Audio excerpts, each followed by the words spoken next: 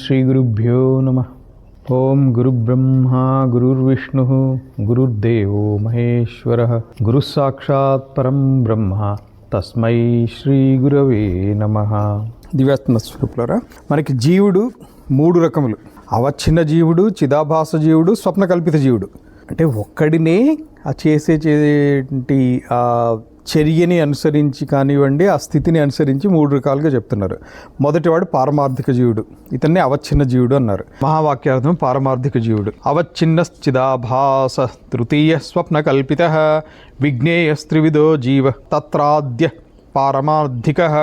అవచ్ఛిన్న జీవుడు, చిదాభాస జీవుడు, స్వప్న కల్పిత జీవుడు. మూడు రకాలైనటువంటి జీవుడికి ఆ స్థితిని బట్టి మూడు రకాలుగా ఉన్నారు అని చెప్తున్నారు. నిజానికి ఒక్కడే పరమాత్మ వేరు, జీవాత్మ వేరు కాదు అని చెప్తున్న జీవుడు మూడు రకాలని చెప్పటం ఏంటి? ఇవన్నీ కల్పితం, ఇవన్నీ బోధ కోసం కల్పితము. వశిష్ఠుల వారు స్పష్టంగా చెప్పారు. సూత్రాత్మ, చిదాత్మ, ప్రత్యేగాత్మ, విజ్ఞానాత్మ, పరమాత్మ కల్పితము, బోధ కోసం ఇవన్నీ ఏర్పరచబడ్డాయి. ఉన్నది ఒక్కటే ఒక్కటే ఒక్కటే. అసలు మనస్సు లేదు, బుద్ధి లేదు, చిత్తం లేదు, అహంకారం లేదు. ఉన్నది ఒక్కటే పరమాత్మే. ఆ పరమాత్మే అంతా ఉండి నువ్వు ఏదనుకుంటే అలా భాషిస్తోంది. దాన్ని మరి వివరించాలి. బాబు అంతా ఒక్కటే ఉంది, ఇదే బోధ, ఇంక వెళ్ళిపో అంటే ఏమర్థమైంది? అంతా ఉన్నది పరమాత్మే, ఇంతే బోధ, ఇంకెళ్ళిపో అంటే. అందుకని బాబు నీకంటూ ఒక దేహం ఉంది కదా అంటే లేదు అని ఎవరిని అంటారా? స్టార్టింగ్లో ఒక స్థితి కలిగిన తర్వాత దేహం అశాశ్వతం ఇదేనా అంటారు, బాగా విని విని విని విని అంటారు. కానీ స్టార్టింగ్లో బోధ చేసేటువంటి సమయంలో బాబు నీకు ఒక దేహం ఉంది. అవును స్వామి ఉంది. ఈ దేహం లోపల నీకు ఒక మనస్సు ఉంది, బుద్ధి ఉంది. అవును కరెక్టే, ఎంత బాగా చెప్పారండి. దాన్ని వెనకాల చూడు నాయనా, దీనిని ఇది ప్రేరేపిస్తోంది. కంటి ద్వారా నువ్వు చూసినటువంటి విషయాన్ని మనసు గ్రహించింది. ఓ ఇంతవరకు నాకు మనస్సు అనేది ఉంది, ఏదో ఉంది అని అనుకుంటున్నా కానీ ఏదో గ్రహించింది, కరెక్టే, అదే మనస్సు అనమాట, ఒప్పుకుంటాడు. ఈ మనస్సును చూసేవాడు ఒకడు ఉన్నాడు. అవును కదా, ఈ విధంగా స్టెప్ బై స్టెప్ తీసుకెళ్ళటం. ఇది స్టెప్ బై స్టెప్ అప్రోచ్ కోసమే బోధ. ఈ ప్రకరణం అందు పారమార్థిక జీవుడు, అదే అవచ్ఛిన్న జీవుడు, పారమార్థిక జీవుడు, వ్యావహారిక జీవుడు, ప్రాతిభాసిక జీవుడు. సో జీవుని మూడు విధములుగా విభజించి చెప్పారు. వీరి యందు అంటే ఈ మూడు రకాల వర్గీకరణలో అవచ్ఛిన్న జీవుడు అంటే దేహ ఇంద్రియ అంతఃకరణములను, దేహము ఇంద్రియము అంతఃకరణము ఈ అనబడేటువంటి ఈ అవచ్ఛేదములతో, అవచ్ఛేదం అంటే పరిమితి కలిగినటువంటి వీటితో కూడినటువంటి జీవుడు ఎవరైతే ఉన్నాడో ఆ జీవుడే అవచ్ఛిన్న జీవుడు. ఈ అవచ్ఛిన్న జీవుడినే పారమార్థిక జీవుడు అంటున్నారు. దేహము, ఇంద్రియములు, అంతఃకరణం వీటితోటి కూడినటువంటి వాడు. తర్వాత బుద్ధి గురించి చెప్పేటప్పుడు చిచ్ఛాయ అనే ఒక టర్మ్ యూజ్ చేశారు.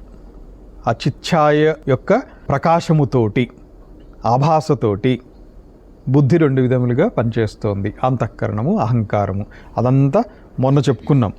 ఈ చిచ్ఛాయతోటి సంబంధము ద్వారా లింగము వ్యావహారిక జీవుడు 16 శ్లోకంలో చెప్పింది, మొన్న చెప్పుకున్నాం అది. సో అది వ్యావహారిక జీవుడు.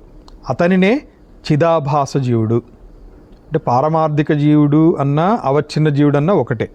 అలాగే చిదాభాస జీవుడు అన్నా వ్యావహారిక జీవుడు అంటే వ్యవహారం చేయటానికి ఒక స్థాయి, అంటే స్టెప్ బై స్టెప్.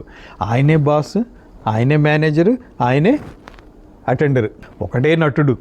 ఒకసారేమో బాస్ లాగా యాక్ట్ చేశాడు, ఒకసారేమో మధ్యలో బాస్కి ఉన్న అటెండర్కి మధ్యలో ఇంకొకళ్ళు ఉంటారు కదా లెవెల్, ఆ మేనేజర్ లెవెల్లో యాక్ట్ చేశాడు. ఇంకొకసారేమో తనే అటెండర్ అయి తనే కాఫీ తీసుకెళ్ళి ఇచ్చాడు. ఎవరికి ఇచ్చాడు? అంతా తనే.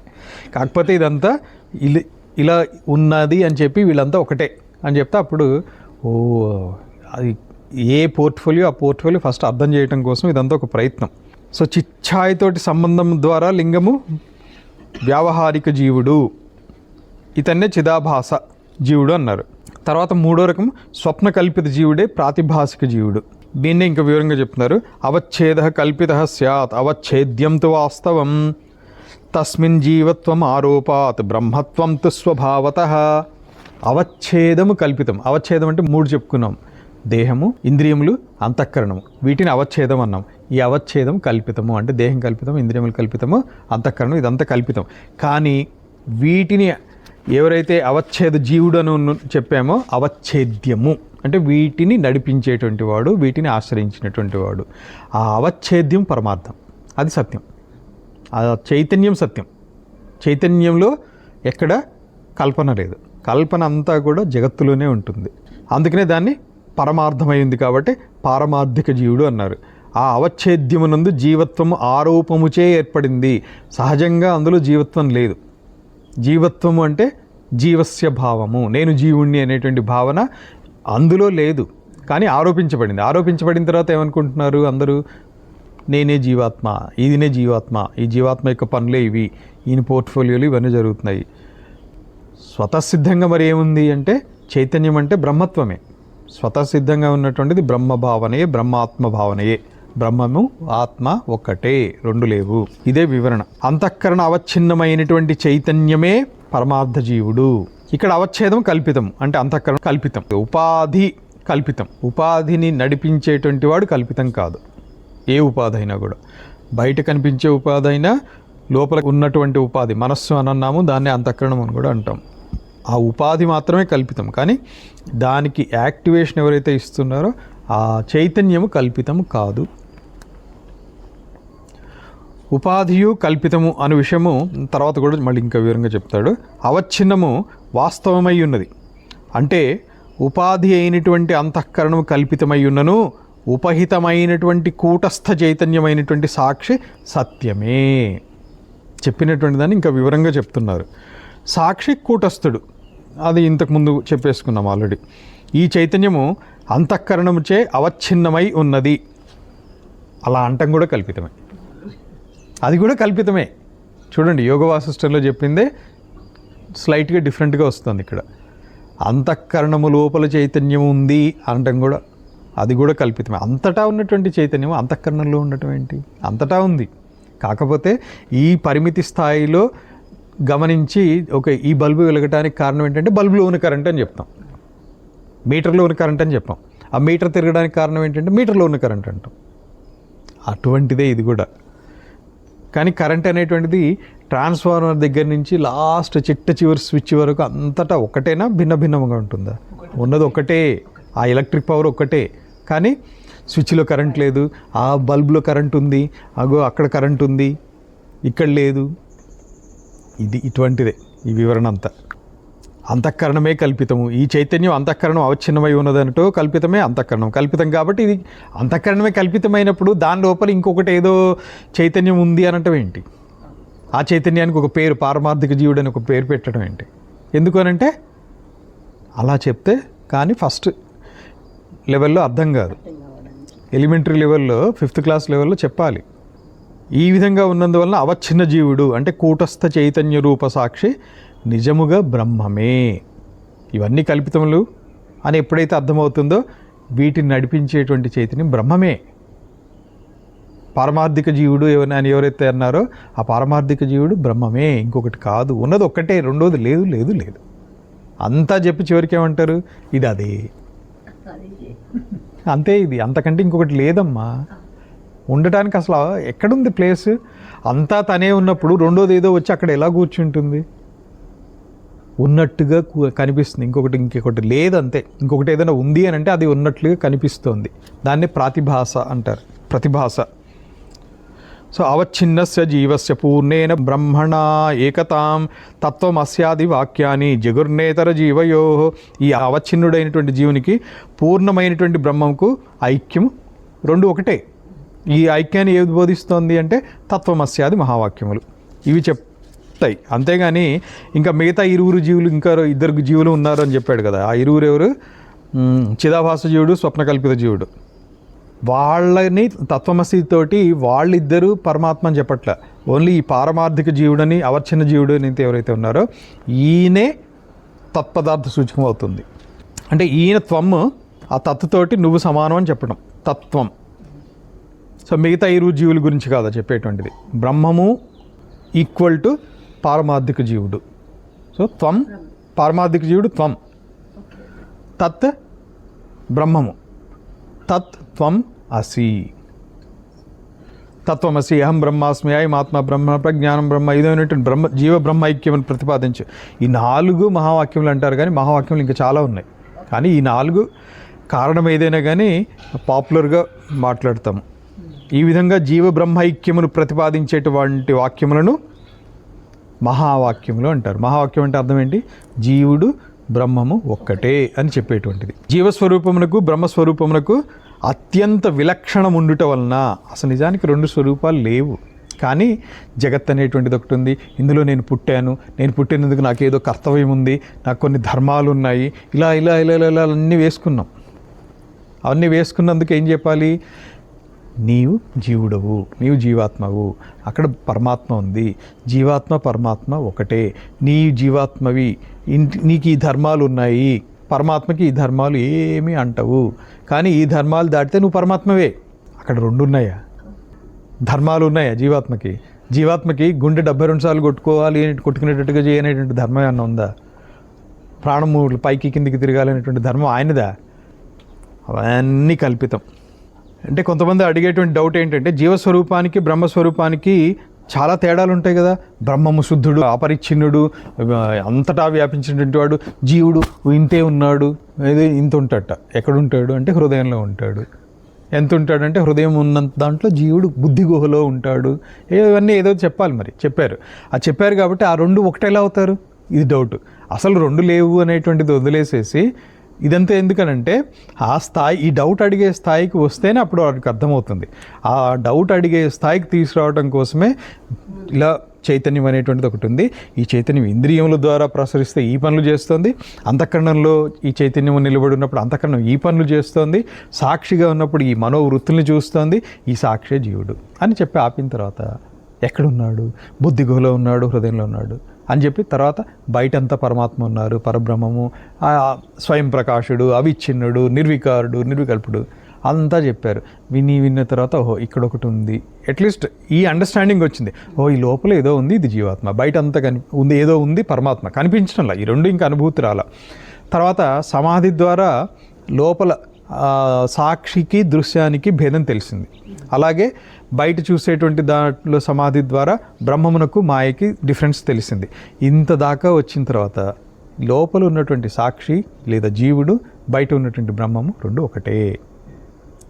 ఇంత చెప్పిన తర్వాత కూడా అదేంటి సాక్షి ధర్మాలు వేరు, పరమాత్మకి ఈ ధర్మాలు ఏం లేవు, రెండు ఒకటేలా అవుతారు అనే డౌట్ రావటం సహజం. అది వచ్చినప్పుడు రెండింటికి ఐక్యం, ఈ రెండు ఒకటేలా అవుతాయి అని అడిగితే దానికి సమాధానం త్వం పదార్థమైనటువంటి జీవుడు పారమార్థిక జీవుడు. త్వం అంటే ఈ దేహగతుడు అయినటువంటి వాడు. ఈ అంతఃకరణము, ఇంద్రియములు, దేహము వీటి యందు అవచ్ఛిన్నమైనటువంటి జీవుడు అని చెప్పారు, పారమార్థిక జీవుడు. పైన వివరించి తెలిపిన బ్రహ్మమే, ఇంతకుముందు చెప్పినటువంటి బ్రహ్మము లక్షణములు ఇతను ఒకటే. అతనిని పరిచ్ఛిన్నం చేసిన ఉపాధియే నిజముగా లేదు. జీవుడిని పక్కకు తీసి ఉపాధిని ఇంకా నీ పన్ను చేసుకుంటే ఏమీ చేయలేదు. కల్పితమైనటువంటి ఉపాధి ద్వారా జీవుని యొక్క పరమార్థ స్వరూపం నందు మార్పు ఎందుకు వస్తుంది? ఇప్పుడు లైట్ వెలుగుతోంది, కరెంటు తనగానే ఉంటుందా? లైట్లో వెలిగింది కాబట్టి కరెంటు తన ధర్మం మారిపోతుందా? షాక్ కొట్టడం మానేస్తుందా? ఏ మార్పు లేదు. అందుకని మార్పు ఎందుకు వస్తుంది? ఏ మార్పు ఏర్పడదు. అందువల్ల మహావాక్యము తెలిపేటువంటి ఐక్యమందు ఏ విరోధము లేదు. అదే ఇది. బల్బులో వెలిగినటువంటి కరెంటే అక్కడ మీటర్లో తిరుగుతూ చూపించేటువంటి కరెంటే అక్కడ ట్రాన్స్ఫార్మర్ దగ్గర పోయి కొడితే, కాకపోతే స్థాయి భేదం. ఇక్కడేమో చిన్న షాకు, అక్కడ కొడితే ఇంకా షాక్ కొట్టాను కూడా చెప్పేది ఉండదు, షాక్ కొట్టిందని కూడా చెప్పాం. ఇట్టి చిదాభాస స్వప్నజీవుడు ఇవన్నీ వ్యావహారిక ప్రాతిభాసిక జీవుల విషయము ఇంతలోనే తెలపండి. ఇంతే చెప్తాం, ఇంతకంటే ఇంకా చెప్పడానికి లేదు. అక్కడ వారి స్వరూపము బ్రహ్మస్వరూపముల కంటే విలక్షణమైనదనట నిజం. ఎవరిది? చిదాభాస జీవుడు, స్వప్నజీవుడు. అంటే వ్యావహారిక జీవుడు, ప్రాతిభాసిక జీవుడు. వీళ్ళు నిజానికి క్లియర్. కళలో ఇంకొక వేరే జీవుడు ఉన్నాడా? ఈ జీవుడికి మళ్ళీ ఇంకొక జీవుడు అక్కడ, విశ్వడు, తైజసుడు, ప్రాజ్ఞుడు, అయ్యో రామ, ఇంతమంది ఉన్నారా? కానీ అలా ఉన్నారు అని అంటే అదొక అవస్థాత్రయ ప్రక్రియకి అలా చెప్తే కానీ అవస్థాత్రయ ప్రక్రియ అర్థం కాదు. నువ్వు స్వప్నావస్థలో ఉంటే ఈ వ్యక్తి చూస్తున్నాడు, తైజసుడు చూస్తున్నాడు. సుషుప్తిలో ఉంటే ప్రాజ్ఞుడు గమనిస్తున్నాడు. మేల్కొని ఉంటే జాగ్రత్త అవస్థలో విశ్వడు యాక్టివిటీస్ అన్నీ చేయిస్తున్నాడు, ఆయనే వైశ్వానరుడు. ఇవంతా చెప్తే ఓహో, దీని కారణం ఏంటి? కారణం ఏంటంటే నేను నిద్రపోతున్నాను, నేను మేల్కొన్నాను, నేను కలగన్నాను, నాకు కళలు వస్తున్నాయి అంటే నాకు 3 అవస్థలు ఉన్నాయి.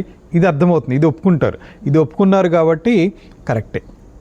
నువ్వు ఒప్పుకుంటున్నావు కాబట్టి ఈ అవస్థను ఎవరు చూస్తున్నారు, ఈ అవస్థను ఎవరు చూస్తున్నారు, ఈ అవస్థకి రెస్పాన్సిబుల్ ఎవరు, ఒక లెవెల్ తీసుకెళ్ళి ఈ ముగ్గురిని ఎవరు చూస్తున్నారు, ఇంకో లెవెల్ తీసుకెళ్ళారు, ఆయనే సాక్షి అన్నారు.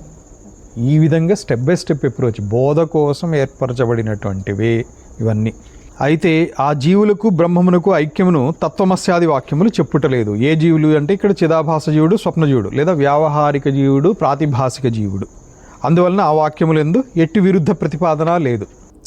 అవచ్ఛిన్నుడైనటువంటి జీవునికి పూర్ణమైనటువంటి బ్రహ్మముకు ఐక్యము మహావాక్యములు చెప్తాయి. మిగతా ఇద్దరి గురించి ఏది, వ్యావహారిక జీవుడు, ప్రాతిభాసిక జీవుడు. ప్రాతిభాసిక జీవుడు అంటే స్వప్నకల్పిత జీవుడు, వ్యావహారిక జీవుడు అని అంటే చిదాభాస జీవుడు. సో వీళ్ళ ఇద్దరి గురించి మహావాక్యములు ఏం మాట్లాడు అంటే కారణం ఏంటి, వీళ్ళకి నిజంగా అస్తిత్వం లేదు. ఒక పారమార్థిక జీవుడని ఏదైతే చెప్తున్నారో ఆ పారమార్థిక జీవుడినే అవచ్ఛిన్న జీవుడు లేదా అవచ్ఛేదంలో ఉన్నటువంటి వాడు కాబట్టి అవచ్ఛిన్న జీవుడు లేదా పారమార్థిక జీవుడు అంటున్నారు. అతని గురించే తత్వమసి, ఇతనే ఆ పరమాత్మ అని చెప్తారు. సో ఇప్పుడు ఈ వ్యావహారిక ప్రాతిభాసిక జీవుల గురించి చెప్పుకోవాలి.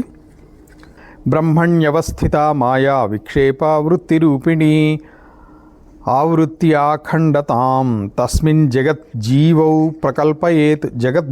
జగత్తు కామ జీవ, ఈ ఇద్దరి యందు లేదా ఈ రెండిటి యందు ప్రకల్పయేత్ కల్పించబడింది. ఏం కల్పించబడింది, బ్రహ్మమందలి విక్షేపావరణ రూపమైనటువంటి మాయ. బ్రహ్మమందు ఒక మాయ ఉంది, దానికి రెండు శక్తులు ఉన్నాయి, విక్షేప శక్తి ఒకటి, ఆవరణ శక్తి, ఇదంతా ఏదో చెప్పుకుంటున్నాం కదా. ఈ విక్షేప ఆవరణ శక్తులు కలిగినటువంటి ఈ మాయ ఏదైతే ఉందో, ఈ మాయ బ్రహ్మమందలి అఖండత్వమును మరుగుపరిచి దానితో జగత్తు జీవులను రెండింటిని కల్పించింది.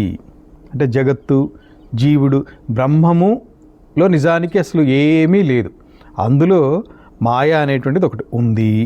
ఆ మాయ ఏం చేస్తుంది, బ్రహ్మము వేరు జగత్తు వేరు అనేటువంటిది మాయ యొక్క ఆవరణ శక్తి. ఇది బ్రహ్మ యొక్క అఖండత్వాన్ని మరుగుపరిచేసి జగత్ అనేటువంటిది ఒకటి ఉంది అన్నట్లుగా చేస్తుంది. ఆ ఆవరణ శక్తి లేదు అని అనుకోండి, ఆ మాయ యొక్క శక్తి లేదనుకోండి, అసలు జగత్ తోచదు.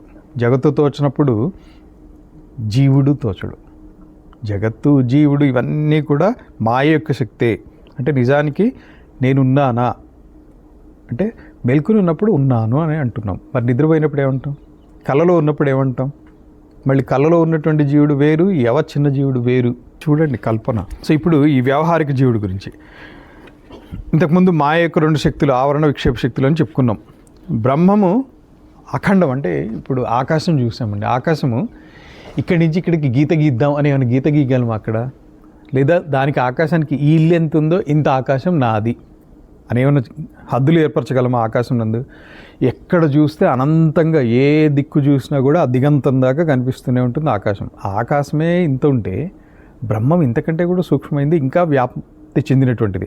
అఖండమైనటువంటి ఆ బ్రహ్మము యందు ఎటువంటి విభాగం ఉంటుంది అంటే భారతదేశానికి సంబంధించినంత ఆకాశం, ఇంత ఆకాశము, ఈ హద్దులు ఏర్పరచుకోవడానికి ఎలా అవుతుంది? లేదా ఇంకొక దేశము. బ్రహ్మం యందు కూడా ఇటువంటి విభజన అనేటువంటిది సాధ్యం కాదు. అంటే ఎటువంటి విభాగం లేదు నిజానికి. అయినా ఈ అఖండత్వాన్ని మాయ యొక్క ఆవరణ మరుగుపరిచింది. దాంతో ఏమవుతుందంటే అఖండత్వాన్ని ఆవరణ శక్తి ఏం చేసింది, ఇది అఖండము అనేటువంటిది స్పృహించకుండా తెలియకుండా అది అడ్డం పడుతుంది. విక్షేప శక్తి ఏం చేస్తుంది, ఇది జగత్తు ఉంది, ఈ జగత్తులో ఇది దేశము, ఇదిగో ఈ ప్రాంతము, లేదా ఇదిగో ఈ మనిషి, లేదా ఈ జీవి, ఇదంతా విక్షేప శక్తి జగత్తును సృజించి ఉన్నది. ఇదంతా విక్షేప శక్తి, మాయ యొక్క విక్షేప శక్తి. నిజంగా సృజించిందా అంటే నిజానికి అది లేదు.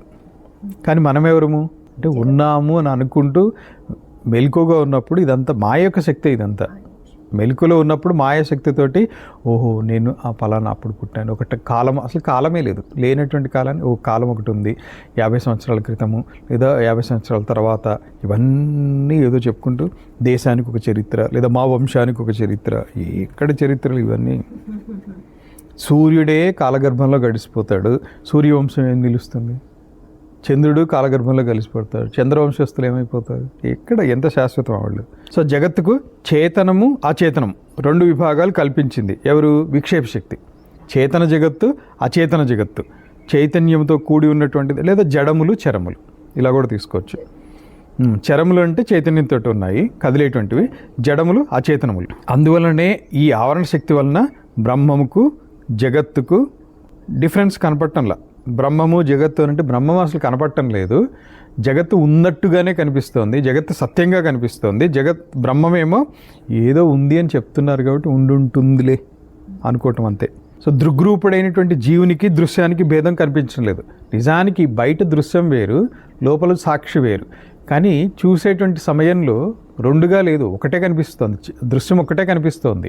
సాక్షి గురించి అసలు ఎప్పుడైనా ఏమన్నా ఆలోచన వస్తుందా?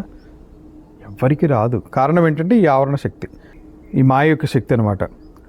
జీవోధీస్త చిదాభాసో భవేద్భోక్తా హి కర్మకృత్ భోగ్యరూపమిదం సర్వం జగత్ స్యాత్ భూత భౌతికం. బుద్ధి ఎందున్నటువంటి చిదాభాసుడు, బుద్ధి ఎందు ఒక చైతన్యం యొక్క చిదాభాస ఉంది. ఆ చిదాభాసుడైనటువంటి జీవుడే కర్మను చేసేటువంటి వాడు. ఇతనే అహంకారము అంతఃకరణంగా రెండు కింద విభజించుకున్నాడు. ఆయనే కర్మ చేస్తాడు, ఆయనే అనుభవించేటువంటిది. అంటే కర్త భోక్త తనే అయి ఉన్నాడు. ఎవరు? బుద్ధి ఎందు చిదాభాసుడైనటువంటి జీవుడే. అంటే చైతన్యం అంతటా ఉన్నది, బుద్ధి ఎందు కించిత్ ప్రతిబింబించింది. ఆ ప్రతిబింబించిన తర్వాత అహంకారము అంతఃకరణము ఇలా మెల్లమెల్లమెల్లగా స్టార్ట్ అయినాయి. దీంతో నేనే అనుభవిస్తున్నాను, నేనే చూస్తున్నాను, నేనే చేస్తున్నాను, కర్త భోక్త ఇవన్నీ వచ్చాయి. భూత భౌతిక రూపమైనటువంటి ఈ జగత్తంతా కూడా, బయట ఉన్నదంతా దృశ్యం. సాక్షి ఎవరంటే దృక్, ఇది చెప్పుకున్నాం. సో ఈ జగత్తంతా కూడా దృశ్యమే లేదా భోగ్యమే. భోగ్యము భోక్త, దృశ్యం అంటే దృక్, పదం మార్పే తప్ప. సాక్షి అంటేనేమో బయట దృశ్యం, జీవాత్మ లేదా దృక్ అన్నామంటేనేమో దృశ్యం లేదా భోగ్యము లేదా విషయీ అన్నాం అనుకోండి, బయట ఉన్నదంతా విషయము, తెలుసుకునబడినటువంటిది కాబట్టి అది విషయము, తెలుసుకునేటువంటి వాడు విషయీ. అలాగే జ్ఞాతృ జ్ఞాన, ఈ రెండు అనాది కాలం నుండి మోక్షము కలిగే వరకు వ్యవహారంలో ఉంటాయి. అందుకని ఈ రెండు కూడా వ్యావహారికము. అనాది కాలం ఆరభ్య మోక్షాత్ పూర్వమిదం ద్వయం వ్యవహారే స్థితం తస్మాదుభయం వ్యావహారికం. సో భోగ్య రూపమైనటువంటి జగత్తు చిచ్ఛాయితో కూడినటువంటి లింగం అని ఇంతకుముందు చెప్పుకున్నాం, ఆ ముందు శ్లోకాల్లో వచ్చేసింది ఆల్రెడీ. బుద్ధి ఎందలి చిదాభాసుడు వ్యవహారంలో కనిపిస్తున్నాడు అంటే చేస్తున్నట్లుగా కనిపిస్తుంది, కర్తలాగా భోక్తలాగా. సో ఈ భోగ్య భావం ఎప్పటి నుంచి ప్రారంభమైంది? సాధ్యం కాదు ఇది చెప్పడానికి, ఈ జన్మది కాదు ఇది. ఎప్పటికి ముగుస్తుంది? సాధ్యం కాదు చెప్పడానికి. మాయతోనైనా వ్యవహారం ఉన్నంత వరకు ఈ రెండు ఉండి తీరుతాయి. కాబట్టి చిదాభాస జీవుడు వ్యవహారికము, అతనికి భోగ్యంగా ఉన్నటువంటి జగత్తు కూడా వ్యవహారికమే. చిదాభాస జీవుడు వ్యవహారిక జీవుడు అన్నాం, మరి భోగ్యమైనటువంటి జగత్తు అంతా కూడా వ్యవహారికమే. అంటే వ్యావహారిక జీవుడు వ్యావహారిక జగత్తు, ఇతనే చిదాభాస జీవుడు. అదే చెప్తున్నారు. చిదాభాస స్థిత నిద్ర విక్షేప వృత్తి రూపిణి ఆవృత్య జీవ జగతి పూర్వే నూత్నేతు కల్పయేత్. ఈ చిదాభాసుని ఎందలి అన్నా లేదా వ్యావహారిక జీవుడు అన్నా అవచ్ఛిన్న జీవుడు అన్నా అంతా ఒకటే. ఎక్కువ పదాలు చెప్పేటప్పటికి ఏమవుతుంది అని అంటే విషయము కన్ఫ్యూజ్ అయిపోతారు. సో మరి సరే ఆ కాలంలో ఎందుకు చెప్పారు, రాసిన వాళ్ళని విమర్శించకూడదు, వదిలేద్దాం. లేదా ఒక్కొక్క సందర్భాన్ని బట్టి ఒక్కొక్క పదం వచ్చిందా, మరి ఎందుకు వచ్చినాయి చెప్పేవాళ్ళు అన్ని శ్లోకాలు ఉన్నాయి. మరి ఇక్కడ చిదాభాసుని ఎందలి విక్షేప ఆవరణ రూపమైనటువంటి నిద్ర, ఇంతకుముందు చెప్పినటువంటి జీవ జగత్తులు రెండింటినీ మూసివేసి, అంటే నిద్రాస్థితిలో ఏమవుతుంది, జీవ జగత్తు రెండు కూడా అంటే రెండు కనపట్లేదు. కొత్త జీవ జగత్తులు కల్పించింది. ఎక్కడ కల్పిస్తుంది? స్వప్నంలో కల్పిస్తుంది. ఇంతకుముందు శ్లోకాల్లో చిదాభాసయుక్త లింగ శరీరమే అవస్థాత్రయం. అంటే ఈ అవస్థాత్రయం అంతా దేనికి? ఆ చిదాభాసయుక్తమైనటువంటి లింగ శరీరానికి లేదా సూక్ష్మ శరీరానికి. అదే ఇక్కడ గుర్తుపెట్టుకోండి అంటున్నారు. అది ఇక్కడ స్మరించవలను. చిదాభాసునకు వ్యావహారిక జగత్తు సామాన్యంగా కనిపిస్తోంది. ఏ అవస్థలో కనిపిస్తుంది? ఇది జాగ్రత్త అవస్థలో. స్వప్నావస్థలో ఇది కనపడటంలా. ఈ జగత్తు ఏది స్వప్నం అంటే ఇక్కడ కనిపించిందంటే అది వాసన, అంతే. వాసనామయమైనటువంటిదే ఏదో కలలో కనిపిస్తోంది. కానీ ఇప్పుడు ఈ జీవికి నిద్ర అనేటువంటి దోషం అంటుకుంది. ఈ దోషంతో ఏమవుతుంది, కల వస్తుంది, నిద్రపోయే ముందు ఒక కల వస్తుంది. స్వప్న జగత్తు కనబడటమే కాకుండా అక్కడ ఈ వ్యావహారిక జీవితం పోయి ఇక్కడ బయట ఇప్పుడు జాగ్రత్త అవస్థలో ఏదైతే జీవత్వం ఉందో ఇది వ్యావహారిక జగత్తు. లేదా ఇంకా సింపుల్గా గుర్తుపెట్టుకోవడం కోసం అమ్మ, వ్యవహారం చేసేటప్పుడు మనలో ఉన్నాడు అనుకునేటువంటిది వ్యావహారిక జీవుడు, కలగనేటప్పుడు ఉన్నటువంటిది స్వాప్నిక జీవుడు, స్వప్నావస్థలో ఉన్నటువంటి జీవుడు. ఈ రెండు కాకుండా ఉండేటువంటిది చిదాభాస జీవుడు. ఇలా సింపుల్గా గుర్తుపెట్టుకోవడం ఈజీ. సో అప్పుడు ఏమైంది, ఈ వ్యవహారిక జీవితం పోయింది, స్వప్న జీవితం కొత్తది వచ్చింది. అంటే ఈ జీవితం వేరు, ఆ జీవితం వేరు. ఈ జీవుడు, అందుకనే ఇతను విశ్వడు అయితే ఆయన తైజసుడు అనే ఒక పేరు కూడా వచ్చేసింది శాస్త్రం. తైజసుడు కలలో చూసేటువంటి వాడు. నిద్రకి కూడా ఆవరణము విక్షేపం రెండు శక్తులు. మా యొక్క ఆవరణ విక్షేపములు బ్రహ్మత్వాన్ని మూసించుతాయి. అంటే ఇక్కడ వీళ్ళు ఇందులో గ్రహించవలసింది ఏంటంటే దేహము లోపల దేహం బయట రెండు కలిపి వివరించడంతో ఏంటంటే అంత గడబిడిలాగా కనిపిస్తుంది. ఒక పేపర్ తీసుకొని బ్రహ్మము ఏమేమి ఉన్నాయి, లేదా ఇక్కడ దేహి జీవుడు ఏమేమి ఉన్నాయి, అవస్థలు ఇక్కడ ఉన్నాయి, అక్కడ ఏమున్నాయి, ఇక్కడ ఏ జీవుడు అన్నాడు, అక్కడ ఏం జరుగుతుంది, బ్రహ్మం అన్నప్పుడు అక్కడ మాయ అన్నాడు, ఇక్కడ ఏమైంది, ఇక్కడ దాని యొక్క శక్తులు అవస్థలన్నీ వస్తున్నాయి, నిద్ర, ఇక్కడ నిద్ర. సో మాయ యొక్క ఆవరణ విక్షేపములు బ్రహ్మత్వమును మూసివేసి వ్యవహారిక జీవ జగత్తులను కల్పించి, అంటే అక్కడ ఆ ఆవరణ శక్తి విక్షేప శక్తి అఖండత్వాన్ని కనపడకుండా చేసిన తర్వాతనే ఈ జగత్తు అనేటువంటిది కనిపిస్తోంది, జీవుడు కూడా కనిపిస్తున్నాడు. అలా కల్పించి చూపించినట్లుగానే వ్యావహారిక జీవుని యొక్క నిద్ర ఏం చేస్తోంది, ఈ నిద్రకి కూడా మళ్ళీ అవే శక్తులు ఉన్నాయి, ఆవరణ శక్తి విక్షేప శక్తి. అంటే బయట మాయ, ఇక్కడ నిద్ర. ఈ ఆవరణ విక్షేపములు వ్యావహారిక జీవ జగత్తులను కప్పేసేసి స్వాప్నిక జగత్తు ఇంకొకటి చూపిస్తోంది. కొత్త జీవ జగత్తులు అంటే స్వాప్నిక జీవుడు, స్వాప్నిక జగత్తు. అక్కడేమో మాయ కప్పేస్తేనేమో ఈ జగత్తు జీవి కనిపిస్తున్నారు. అంటే మాయ బ్రహ్మమును ఆవరణ విక్షేప శక్తులతో కప్పేస్తే ఏర్పడినటువంటి జగత్తు జీవులలో జీవుడిని నిద్ర కప్పేసేస్తే ఇతనికి వ్యావహారిక జగత్తు పోయేసేసి స్వప్న జగత్తు, స్వప్నాన్ని చూసేటువంటి జీవుడు వచ్చారు. అది కోరిలేషన్. వ్యావహారిక జీవుడికి బ్రహ్మమునకు కంపారిజన్. అక్కడ బ్రహ్మాన్ని కప్పి ఉంచేటువంటిది ఏది, మా యొక్క ఆవరణ విక్షేప శక్తులు. ఆవరణ విక్షేప శక్తులతో ఏమవుతుంది, ఆవరణ శక్తితోటేమో జగత్తు కనిపిస్తుంది, విక్షేప శక్తితోటేమో జీవుడు కనిపిస్తున్నాడు. నిజానికి లేరు, ఆ మాయ అనేది లేదు అని అంటే ఇంకా జగత్తు జీవుడు ఎక్కడి నుంచి వచ్చినట్టు. సరే, కానీ కనిపిస్తుంది. ఇప్పుడు తోస్తుందిగా, ఇప్పుడు చీమ కుట్టిందంటే కుట్టిందనే చెప్తాం, వ్యవహారికంగా అది కనిపిస్తుంది. మాయా, ఇది మాయా జగత్తులో ఎక్కడో అయింది, అక్కడ ఎవరో ఒక ఆయన కూర్చొని చెప్తున్నాడు, ఒక నలుగురు కూర్చొని వింటున్నారు అని ఎవరికి చెప్తారు, ఎవరు చెప్తారు అన్నమాట. సో అదేవిధంగా జీవుడికి, ఇక్కడ వ్యావహారిక జీవుడికి నిద్ర అనేటువంటిది ఆవరణ విక్షేప శక్తులతో, ఇక్కడ ఇది కూడా సేమ్ మాయ ఏ కార్యం చేసిందో ఈ నిద్ర కూడా అదే కార్యం చేస్తుంది. ఒక జగత్తుని, ఒక జీవుడిని సృష్టించింది. ఆ జగత్ ఏంటి, కళలో కనిపించేటువంటి ప్రపంచం. ఆ కళలో చూసేటువంటి వాడు స్వాప్నిక జీవుడు. ఆ జీవుణ్ణి, ఆ జగత్తుని, ఆ జగత్తు అంటే స్వప్న జగత్తు, అది ఇది చూపిస్తుంది. ఏది, నిద్ర. నిద్ర చూపిస్తుంది. ఈ నిద్ర ఎవరికి, వ్యావహారిక జీవుడికి. అక్కడ బ్రహ్మమునకు మాయ, ఇక్కడ వ్యావహారిక జీవుడికి నిద్ర. అంటే ఏంటి, వ్యావహారిక జీవుడు ఈజ్ ఈక్వల్ టు బ్రహ్మము. బ్రహ్మమును ఎందు మాయ జగత్తు జీవుడిని సృష్టించింది. ఆ జీవుడే వ్యావహారిక జీవుడు. ఈ వ్యావహారిక జీవుడికి నిద్ర, స్వప్న జగత్తు, స్వప్న చూసేటువంటి ఒక జీవుడు. సో ఈ కొత్త జగత్తులను చూపించింది. ఏంటి కళ. సో ప్రతీత కాల ఏవైతే స్థితత్వాత్ ప్రాతిభాసికే, ప్రతీత కాలేవ అంటే ప్రతీతి ఉన్నప్పుడు మాత్రమే అంటాం కదా, ఏవ, ఇవలాగా ఏవ. స్థితత్వాత్ ప్రాతిభాసికే నహి స్వప్న ప్రబుద్ధస్య పునః స్వప్నే స్థితిస్థయో. కళ వచ్చింది, కళలో ఒక మంచి రాజభవనము, ఆ రాజభవనం మీదే, ఆ రాజభవనంలో మీకోసం ఒక సింహాసనం ఉంది, అంత ఇంకా ఏమేమి కళలో ఏమొస్తుందో అంతా చూశారు. కళ డిస్టర్బ్ అయింది, లేచారు. రేపు ఎల్లుండో ఇంకో 4-5 రోజుల తర్వాత వస్తుంది, ఇంకో కళ వస్తుంది. కానీ ఆ కళలో ఇక్కడి నుంచి కంటిన్యూ అవుతుంది కళ. ఈ రాజమందిరం దగ్గరికి ఇంకెవళ్ళో వచ్చి ఇంకేదో మీ దగ్గర నుంచి ఏదో అడుగుతున్నారో, లేదా మీకు ఇంకేదో గిఫ్ట్ ఇస్తా అంటున్నారో, అదన్నీ ఉంటాయా? ఉండదు. ఈ కళకి తర్వాత వచ్చేటువంటి కళకి ఏ సంబంధం ఉండదు. అదే డైలీ సీరియల్ లాగా ఈరోజు కళలో ఇంత వచ్చింది, టీవీలో డైలీ సీరియల్స్ వచ్చినట్టుగా అస్సలు ఒక కళకి ఇంకొక కళకి సంబంధం ఉంటుంది అనేటువంటిదే భ్రమ. ఉండదు అసలు కళే భ్రమ. మళ్ళీ దాంట్లో కంటిన్యూటీ ఏంటి? కానీ అదొక జగత్తు. అందులో ఉన్నటువంటి జగత్తు ఈ జగత్తు వేరు. అంటే వ్యవహారిక జగత్తు వేరు, స్వప్నంలో ఉన్నటువంటి జగత్తు వేరు. స్వప్నంలో ఉన్నటువంటి జగత్తు ఎలా ఏర్పడింది? ఈ జీవుడికి పేర్కొన్నటువంటి వాసనలు, తిన్నవి, విన్నవి, అనుభవించినవి, ఇవే స్వప్నంలో వస్తున్నాయి. పోనీ ఆ వచ్చినవైనా కానీ కంటిన్యూటీ ఉంటుందా? లేదు.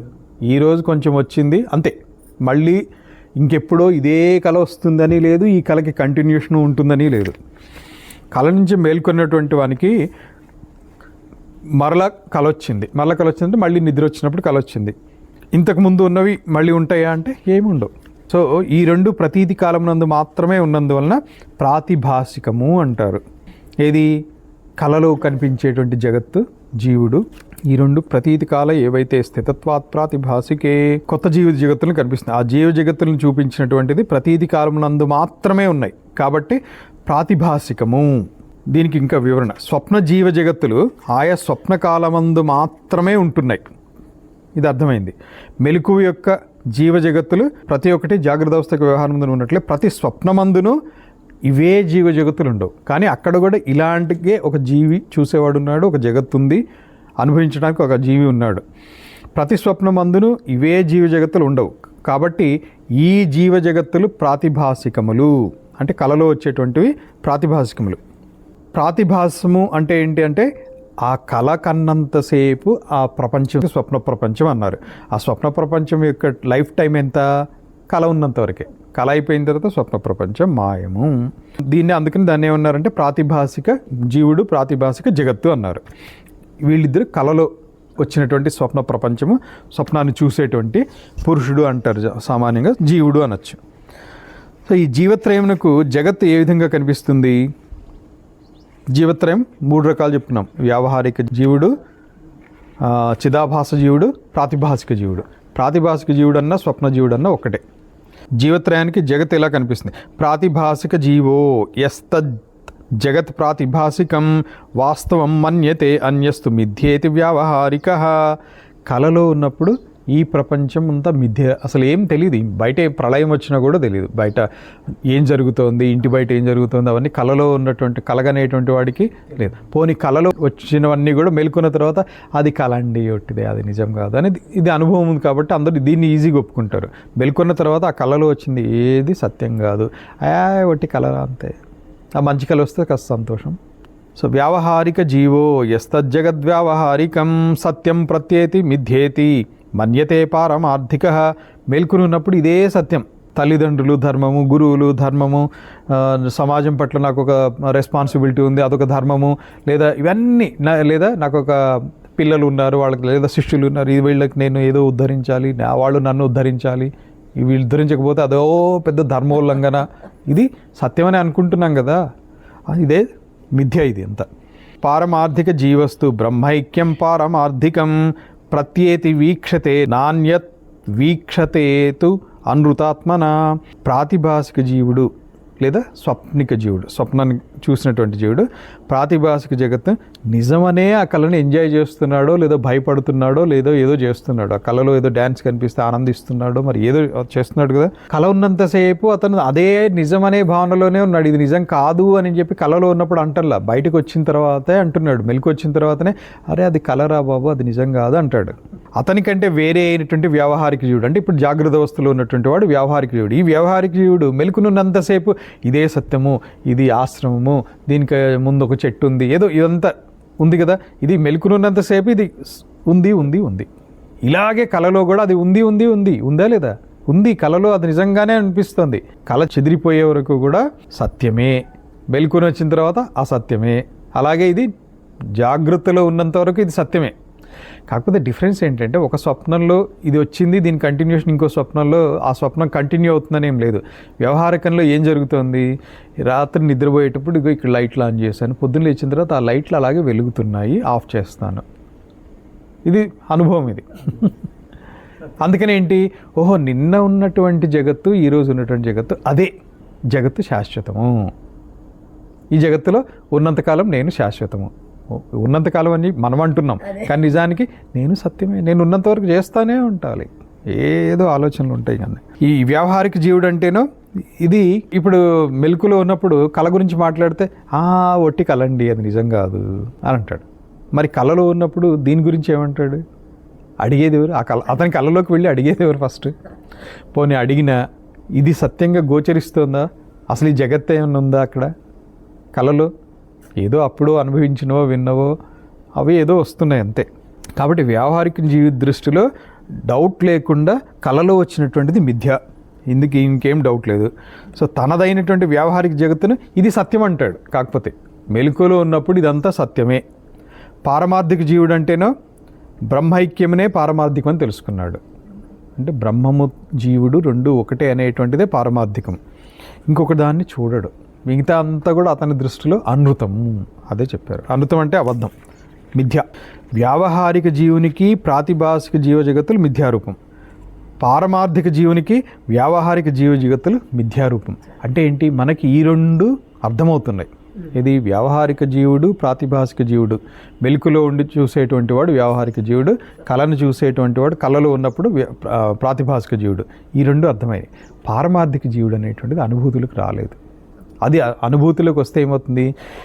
వ్యావహారిక జీవునికి ఏ విధముగా అయితే ప్రాతిభాసిక జీవుని జగత్తంతా కూడా మిథ్య అని చెప్పి అంటున్నాడో, మెలుకున్న తర్వాత కాలంతా మిథ్య అని ఎలాగంటున్నాడో, అఖండ బ్రహ్మము గురించి అనుభూతి కలిగిన తర్వాత ఈ జగత్తంతా మిథ్య అనేటువంటిది అతను. అంటే పారమార్థిక జీవుడి స్థితికి వచ్చిన తర్వాత, ఇది ముగ్గురు అని కూడా కాదు, ఒక్కడే.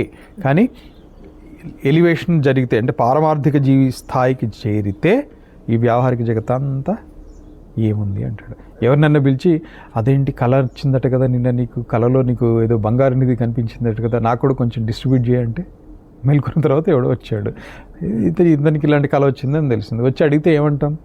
పిచ్చోడా, అది కళ రాదు, నిజం కాదు అంటాడు. పారమార్థిక జీవుడు ఏమంటాడు?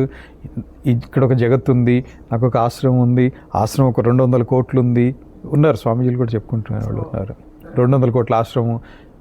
పారమార్థిక జీవుడి స్థితికి వెళ్ళినటువంటి వాళ్ళు అంటారు, నీ 200 కోట్లు పరమాత్మకు ఒక 100 కోట్లు తీసిస్తావా అంటే ఏమంటాడు? ఇతను వ్యావహారిక జగత్తులో ఉంటాడు కాబట్టి ఏమి ఇవ్వని అంటాడు. అదే ఇద్దరు పారమార్థిక జగత్తు దాటిపోయారు అనుకోండి, పారమార్థిక జీవి స్థితికి చేరారనుకోండి, వాళ్ళ సంభాషణలో ఈ వ్యావహారిక జగత్తుకు సంబంధించినవి ఏమీ రావు. ఏం మాట్లాడతారు? ఇంకా కళల గురించి మనం మెలుకుని ఉన్నప్పుడు మాట్లాడతామా? నీ కళ్ళలో ఎంత వచ్చింది, నా కళ్ళలో ఎంత వచ్చింది? అతనికి ఇదంతా మిథ్య, అదే స్పష్టంగా తెలిసిపోతూ ఉంటుంది. ఈ స్థాయిలో ఉన్నటువంటి వాడికే ఇది సత్యంగా కనిపిస్తుంది, కళ కంటున్నటువంటి వాడికే కళ సత్యంగా అనిపిస్తుంది. కళ కంటున్నంతసేపు వాడు సత్యమనే చూస్తున్నాడు, సత్యమనే అందులో మునిగి ఉంటాడు. ఇది అంతే. పారమార్థిక జీవస్థాయికి చేరిన తర్వాత ఎందుకు వాళ్ళే అన్నారు మహర్షులందరూ, అది చూసినటువంటి వాళ్ళు, ఆ స్థాయికి చేరినటువంటి వాళ్ళు. అందుకనే వాళ్ళు ఏమంటారు? అరే ఎన్ని జన్మలు ఎత్తారా, ఇంకా పుడుతున్నారు, చేస్తున్నారు, ప్రతి జన్మలోనూ ఇదే ఇల్లు, సంసారము, పిల్లలు, లేదా వ్యవహారము, వృత్తి, వ్యాపారం చేస్తూనే ఉన్నారు అని అంటారు వాళ్ళు. పారమార్థిక జీవుడు బ్రహ్మమును తప్ప మరి దేనిని చూచుటలేదు, లేదా ఒకవేళ కనిపించినా కూడా నేను మెలకుగా ఉన్నప్పుడు నా కళలో ఇలా వచ్చిందనేది గుర్తొచ్చినా కానీ ఏమంటాను? అది అబద్ధము, అది అసత్యము, మిథ్య అంటాం. అదేగా పారమార్థిక జీవుడు కూడా వ్యావహారిక జగత్తు ఒకవేళ ఎప్పుడన్నా దృష్టి సారించినా ఇది సత్యం కాదు, దీని గురించి ఎందుకు, కళ్ళ ముందు ఏదో జరుగుతుందా, జరగని, అది నిజం కాదు అని నిశ్చింతగా ఉంటాడు. దాన్ని మిథ్య అనే నిశ్చయించును అని చెప్పుట నిర్వికల్ప సమాధి యందు చూచుటయే లేదు, సవికల్ప సమాధి యందు అనృతమనియే భావించును. అంటే పారమార్థిక జీవుడి స్థితికి చేరిన తర్వాత అంతా వికల్పం లేవుండవు. నిర్వికల్ప సమాధి స్థితి అని ఏదైతే చెప్తున్నారో పారమార్థిక జీవుడి స్థితిలో అలాగే ఉంటుంది. ఏది కనపడదు ఇన్ ద సెన్స్ కనిపించినా అది సత్యం కాదు, దాని యందు ఎటువంటి భావన ఉండదు. ఏ విధంగా అయితే ఒక గోడ మీద బొమ్మను చూసామో, గోడ మీద ఒక మంచి అగ్ని కీలలు, ఫైర్ ఏదో అక్కడ దాకా వేసాం, అది బొమ్మ అని తెలిసి అరే పైన చెక్క ఉంది దానికి అంటుకుంటుంది అని అంటామా? ఇదే పారమార్థిక జీవుడి యొక్క స్థితి. పారమార్థిక జీవుడు భూకంపం వచ్చినా, ప్రళయం వచ్చినా బొమ్మలు అవన్నీ అంతే అంటాడు. సవికల్ప సమాధి యందు అనృతమనియే భావించును. నిర్వికల్ప సమాధి యందు చూడటమో లేదు, సవికల్ప సమాధి యందు అనృతమనే భావించును అనే అభిప్రాయంచే అని చెప్పవచ్చును. సో ఇప్పుడు సాక్షి యొక్క సచ్చిదానంద స్వరూపమే మిగిలిన ఇద్దరు జీవుల యందు కనిపించుచున్నది. సో సాక్షి యొక్క సచ్చిదానంద స్వరూపమే ఇంకా ఇద్దరు జీవులు ఎందు కూడా, అంటే పారమార్థిక జీవుడే సాక్షి నిజానికి, అందులో ఉన్నటువంటి చైతన్యమే వ్యావహారిక జీవుడి యందు ప్రాతిభాసిక జీవుడి యందు కూడా కనిపిస్తుంది. అంటే స్వప్నకాలంలో అతనిలో ఆ చైతన్యమే ప్రవర్తిస్తుంది, అలాగే వ్యవహార కాలంలో కూడా అదే చైతన్యం ఇతని నడిపిస్తుంది. నిజానికి ముగ్గురు ఉన్నారంటే లేదు, అది కల్పన. ఉన్నటువంటిది ఒకడే. మాయ యొక్క విక్షేపావరణం కప్పి ఉంచింది కాబట్టి జగత్తు ఉన్నట్టు తోస్తోంది. ఈ వ్యవహారం అంతా జరుగుతుంది. అంటే అఖండత్వం కప్పివేయబడి జగత్తు మాత్రమే కనిపిస్తుంది అక్కడ. మాధుర్య ద్రవ శైత్యాది నీర ధర్మ తరంగకే అనుగమ్యాధ తన్నిష్ఠే ఫేనే అపి అనుగతాయథ సాక్షిస్థాః సచ్చిదానందాః సంబంధాద్వ్యావహారికే తద్వారేణానుగచ్చంతి తథైవ ప్రాతిభాసికే. జలంకున్నటువంటి లక్షణం ఏంటంటే మాధుర్యము, ద్రవత్వము, శీతలత్వం.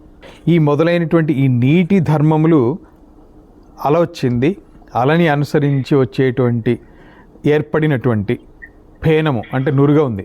ఆ నురుగులో కూడా చల్లగా ఉంటుందా వేడిగా ఉంటుందా? నీళ్ళు ఎట్లా ఉంటే అట్లాగే ఉంటుంది అది కూడా. నీళ్లు తీయగా ఉంటే అది కూడా, లేదా నీళ్లు కొంచెం సాల్టీగా క్షార లక్షణంతో ఉంటే ఆ నురుగు కూడా అట్లాగే ఉంటుంది, ఉప్పుగానే ఉంటుంది. ద్రవత్వం ఉంటుందా అంటే ఒక 5 నిమిషాలు అయిన తర్వాత ఆ నురుగంతా కూడా నీళ్ళుగానే మారిపోతుంది, అంటే అది కూడా ద్రవమే. సో నీటి యొక్క లక్షణాలే దాని మీద ఏర్పడినటువంటి తరంగానికి ఉన్నాయి, దాని నుంచి ఏర్పడినటువంటి నురుగుకి అవే లక్షణాలు ఉన్నాయి. సో నీటి కంటే ఈ పేనము కానీ తరంగము కానీ ఇవేవి భిన్నమైతే కాదు. ఇదే విధంగా ఇది ఉపమానం ఎందుకు చెప్పడం జరుగుతోంది? అదే విధముగా సాక్షి యందు ఉన్నటువంటి సచ్చిదానంద ధర్మముల సంబంధం వలన వ్యావహారిక జీవుని యందును అతని ద్వారా ప్రాతిభాసిక జీవుని యందును వెన్నంటి వచ్చి చేరుకుని ఉన్నాయి. సాక్షి లక్షణాలే వీళ్ళకంటే ఎవరికి? వ్యావహారిక జీవునికి కానీ ప్రాతిభాసిక జీవునికి కానీ వచ్చి చేరుతున్నాయి తప్ప స్వతహాగా వీళ్ళకంటూ ఏ ధర్మములు లేవు. తరంగానికి ప్రత్యేకంగా ఏమైనా ధర్మాలు ఉన్నాయా నీటి కంటే భిన్నంగా? పోనీ నురుగుకి నీటి కంటే భిన్నంగా ఏమైనా ధర్మం ఉందా? కనిపించింది అంతే, ఉన్నట్లు కనిపించింది. ఇది కొంచెం షైనింగ్, కొంచెం ఎండబడితే మిలువలా మెరుస్తుంది, నీళ్ళ కంటే ఎక్కువ మెరుస్తుంది నురుగు, అంతే తేడా. అలాంటివి చిన్న చిన్న మార్పులలాగా ఉంటాయి. బట్ నిజానికి నీటి ధర్మాలే వీటి యందు కూడా ఉన్నాయి. సో ఇక్కడ చెప్పినటువంటి నీటి యొక్క దృష్టాంతంలో అలా నురుగు వీటికి నిజంగానే సంబంధం ఉంది. దాష్టాంతికమైనటువంటి సాక్షి, వ్యావహారిక జీవుడు, ప్రాతిభాసిక జీవుడు వీరికి ఆరోపిత సంబంధం ఉన్నది, అంటే నిజమైనటువంటి సంబంధం కూడా లేదు. లేదా ఇంకొకలాగా నీటి కంటే వేరైనటువంటి అలా నురుగు ఇవి ఉన్నాయా? నీళ్ళ కంటే వేరేగా ఉన్నాయా అంటే లేవు. అలాగే సాక్షి కంటే వ్యతిరిక్తమైనటువంటి వ్యావహారిక ప్రాతిభాసిక జీవులు లేరు. దీని ద్వారా ఏం తెలుస్తుందంటే వ్యావహారిక ప్రాతిభాసిక జీవుల యొక్క అస్తిత్వంను ఒప్పుకొని ఇట్లే సాక్షి యొక్క సచ్చిదానందములే వ్యావహారిక ప్రాతిభాసిక జీవుల యందును కనిపించుచున్నవి. అక్కడ ఉన్నది కాబట్టే పారమార్థిక జీవుని అనుసరించి ఉన్నాయి, లేదా సాక్షిని అనుసరించి ఉన్నాయి కాబట్టే వీళ్ళకి కూడా అవే లక్షణాలు వచ్చినాయి అంటే తప్పులేదు. నురుగుందా? నురుగు నిజమా? నీటితోటి పోలిస్తే నురుగు టెంపరీ. తరంగము ఉందా? లేదు, అసత్యము. కానీ వాటికి ఆ లక్షణం ఎక్కడి నుంచి వచ్చింది? నీటి యందు నీటితోటే వచ్చింది, నీటిని అంటిపెట్టుకుని ఉండటం వల్లనే. విడిగా ఉన్నాయి అనుకున్నా కూడా నీటి ధర్మాల కంటే భిన్నమైనటువంటి ధర్మాలు లేవు వాటికి. సో ఆ విధంగా ప్రాతిభాసిక జీవులు యందు కూడా కనిపించుచున్నవి ఉన్నాయి అనుకుంటే అవే లక్షణాలు ఇక్కడ కూడా ఉన్నాయని అనుకోవచ్చు, తప్పేముంది? అవే లక్షణాలు కనిపిస్తున్నాయి ఉన్నాయనుకుంటే. అసలు లేవు అనుకుంటే ఇంకా డిస్కషనే లేదు, అయిపోయింది అంతా అక్కడే. సో ఇక్కడ పరమార్థంగా బ్రహ్మమే అయినటువంటి పారమార్థిక జీవుని యొక్క సచ్చిదానంద రూపము వ్యావహారిక ప్రాతిభాసిక జీవుల యందు కూడా కనిపిస్తోంది అనేటువంటిది ఉపలక్షణం కింద తీసుకోవాలి. ఎందుకని? పారమార్థిక జీవుని లక్షణాలే ఇది ఉన్నాయి అనుకుంటే వ్యావహారిక ప్రాతిభాసిక జీవుల్లో కూడా అదే కనిపిస్తుంది తప్ప అంతకంటే నీటి యొక్క లక్షణమే ఇందులో కనిపించి తీరాలి, తరంగంలోను నురుగులోను. అలాగే వీళ్ళ యందు కూడా అదే కనిపిస్తుంది. ఈ జగత్తును తోచేటువంటి అస్థి, భాతి, ప్రియము ఇవి ఎవరివి? ఇది నిన్న చెప్పుకున్నాం. అస్థి భాతి ప్రియం రూపం నామ చేత్యంశ పంచకం ఆద్యత్రయం బ్రహ్మరూపం జగద్రూపం తతోద్వయం. ఈ మొదటి 3 బ్రహ్మరూపము, నామము, రూపము అనేటువంటిది జగత్తు యొక్క రూపము. జగత్తులో నామము రూపం ఉండటం వల్లనే ఈ జగత్తు యొక్క మనకి ఉన్నట్లుగా ఏదో కనిపిస్తుంది, వ్యవహారం అంతా జరుగుతోంది. సో ఈ జగత్తును తోచేటువంటి అస్థి, భాతి, ప్రియములు బ్రహ్మవే అయి ఉండి జగత్తునందు కనిపించుచున్నవి. అది ఇంతకుముందు చెప్పుకున్నటువంటి శ్లోకాల్లో అదే వచ్చింది. దాన్ని ఇక్కడ అనుసంధానం చేసుకుంటే ఏమవుతుంది? ఈ ఉదాహరణలో లయే ఫేనస్య తద్ధర్మా ద్రవాద్యాః స్యు తరంగకే తస్యాపి విలయే నీరే తిష్టంతి ఏతే యథాపురా. నురుగ కనుమరుగైపోయిన తర్వాత అంటే లేదా లయించిన తర్వాత నురుగులో ఏదైతే ధర్మాలు ఉన్నాయో అవి ఎక్కడికి పోతున్నాయి? తరంగంలో కలిసిపోతున్నాయి. తరంగము వెనుదిరిగిన తర్వాత లేదా తరంగం మాయమైపోయిన తర్వాత, తరంగం ఎప్పటికీ అలాగే అంతే ఉండదు, అక్కడి నుంచి కదిలిపోతూనే ఉంటుంది, మారిపోతుంది. అది పోయిన తర్వాత దానిలో ఉండేటువంటి ధర్మాలు ఎక్కడికి పోతున్నాయి? నీటిలోకి పోతున్నాయి. ఉన్నాయి అనుకుంటే మళ్ళీ ఇవి మాయమయ్యేటప్పుడు ఈ ధర్మాలన్నీ అక్కడికి పోతున్నాయని చెప్తారు. లయించినప్పుడు అవన్నీ వెనక్కి వెళ్ళిపోతాయి. వెనక్కి అంటే నురుగు నుంచి తరంగానికి, తరంగం నుంచి నీటికి. నురుగు లయమైతే దాని ధర్మంలో అయినటువంటి ద్రవ్యత్వము, శీతలత్వము ఇవన్నీ కూడా అల ఎందుకు వెళ్ళిపోతాయి. అలాగే అల లయమైనప్పుడు నీటి ఎందుకు వెళ్ళిపోతాయి. ప్రాతిభాసిక జీవస్య లయేస్యు వ్యావహారికే తల్లయే సచ్చిదానందాః పర్యవస్యంతి సాక్షిణి.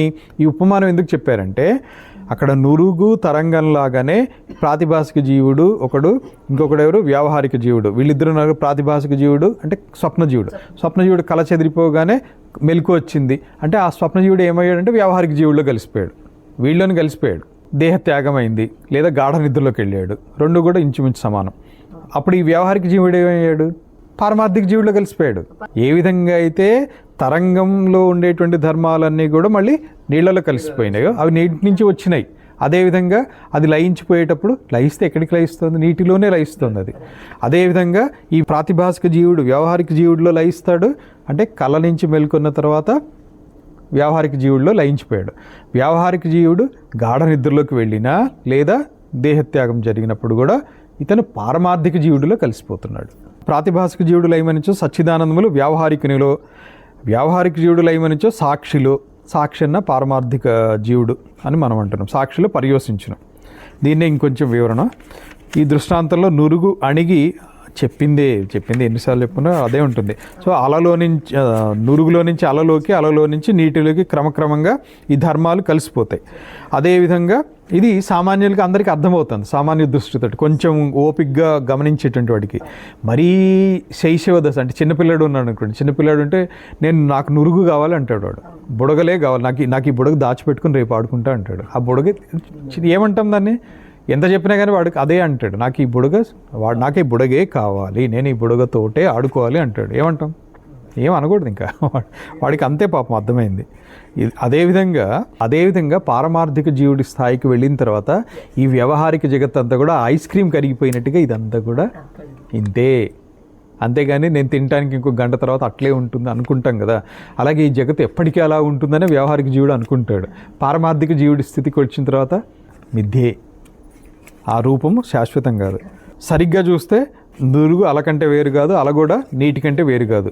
అదేవిధంగా స్వప్నం సమసిపోగానే ప్రాతిభాసికుడు వ్యావహారిక జీవుడు అయిపోయాడు. వ్యవహారము జ్ఞానంచే నాశనం కాగా అంటే 3 సుషుప్తిలోకి వెళ్ళినా లేదా శరీరం వదిలినా లేదా జ్ఞానంతో ఈ మిథ్య అనేటువంటిది బోధపడినా కూడా పారమార్థిక జీవుడి స్థితి వచ్చేస్తుంది. అప్పుడు ఏమైంది? ఈ వ్యవహారిక జీవుడు ఏమయ్యాడంటే పారమార్థిక జీవుడు అయిపోయాడు. ఆ పారమార్థిక జీవుడు ఆరోపిత జీవత్వం పోగానే ఇంకా అతనిలో ఇంకా జీవత్వము అంటే జీవస్వభావం ఇంకా ఉంది. అది పోగానే ఏమవుతాడు? అతను బ్రహ్మముగానే మిగులును. అప్పుడు ఇంకా ఆవరణ శక్తి, మాయ యొక్క శక్తులు అక్కడ ఏం పనిచేయటం లేదు. ఆయా జీవత్వం కనిపించకపోయిన తర్వాతనే బ్రహ్మత్వం వచ్చును అని తెలియటకు కారణం లేదు. దానికి జీవత్వం పోతేనే బ్రహ్మత్వం తెలుస్తుంది. ఇదంతా కూడా వేరే చర్చ. ఆ చర్చకి దారి తీసేటువంటి డిస్కషన్ ఇది. నిజానికి స్వప్నమునందు ప్రాతిభాసిక జీవుడు కనిపించుచున్నప్పుడు అక్కడ కూడా ఉన్నది సాక్షే. ఇదంతా కూడా ఏంటంటే ప్రాతిభాసిక జీవుడు వ్యవహారిక జీవుడిలో కలిశాడు, వ్యవహారిక జీవుడు పారమార్థిక జీవుడిలో కలిశాడు. ఇది కూడా ఇంటర్మీడియట్ స్టేజ్ అనుకోవచ్చు. మరీ 5th క్లాస్ కాకుండా కాస్త 10th ఇంటర్మీడియట్. మరి డిగ్రీ లెవెల్ ఇంకా పై లెవెల్కి ఏంటంటే ఈ ముగ్గురిని గమనించేటువంటిది లేదా 3 అవస్థల్ని గమనించేటువంటిది ఒక్కడే. అతనే సాక్షి. అక్కడే సాక్షిలో జీవత్వం ఏముంది? అది కల్పితం. సాక్షిలో ఎప్పుడైతే కల్పితం అని ధ్యానంతో ఇది బోధపడిందో, సమాధి స్థితిలో బాగా అనుభూతి కలిగిందో, ఈ సాక్షి నేను బ్రహ్మమునే అని ముందు కొంచెం అనిపిస్తూ ఉంటుంది. ఇదే విచారణతోటి ఏంటంటే ఒకసారి వచ్చేసింది పట్టుకుంది అని అంటే అంతా బ్రహ్మమయమే. కనిపించేది, కనిపించనిది, తెలిసింది, తెలియంది, ఇది అది అని ఉంది. సర్వం ఖలు ఇదం బ్రహ్మ అని అర్థమవుతుంది. సో దీంతో ఈరోజే మనకి ఇది అయిపోయింది ఈ టాపిక్. దీంతో ఈ దృగ్దృశ్య వివేకము మొదలుపెట్టినటువంటిది మనది ఏదైతే ఉందో ఈ టాపిక్ అయిపోయింది. దీంట్లో సమ్మరీ గురించి చెప్పాలంటే ఫస్ట్ దృక్కు, దృశ్యము వీటిని వివరించుకుంటూ వచ్చి తర్వాత తాదాత్మ్యము అనేటువంటిది 3 రకాలు ఉంటుంది అని చెప్పి వివరించుకుంటూ వచ్చి తర్వాత జీవులు 3 రకాలు ఉంటారు అని వివరించుకుంటూ వచ్చి స్టెప్ బై స్టెప్ అప్రోచ్ అనమాట. ఏం చేశారు? కలలో ఉండేటువంటి జీవుడు మెలకు వచ్చినప్పుడు వ్యావహారిక జీవుడిలో కలిసిపోతాడు. ఈ వ్యావహారిక జీవుడు జ్ఞానం కలిగినప్పుడు లేదా మిగతా స్థితుల్లో కూడా ఈ వ్యావహారిక జీవుడు సాక్షిలో కలిసిపోతాడు. ఈ సాక్షి అనేటువంటి వాడు జీవత్వం పోతే బ్రహ్మ అయిపోతాడు. లేదా సాధన ద్వారా నేను సాక్షి అని తెలుసుకున్న తర్వాత అక్కడ జీవత్వ దశ నుంచి ఆటోమేటిక్గా అది ఒక రోజులో జరుగుతుందా, ఒక నిమిషంలో జరుగుతుందా, ఒక జన్మలో జరుగుతుందా, అది ఎవరి సాధన యొక్క వివేకం యొక్క తీవ్రతను బట్టి అన్నిటికీ మించి ఈశ్వరానుగ్రహంతో. ఈశ్వరానుగ్రహం లేకుండా మాయ తొలగిపోతుంది అని అనుకోవద్దు. భక్తి లేకుండా వేదాంతం థియరిటికల్గా అర్థమవుతుంది. వేదాంతంలో ఒక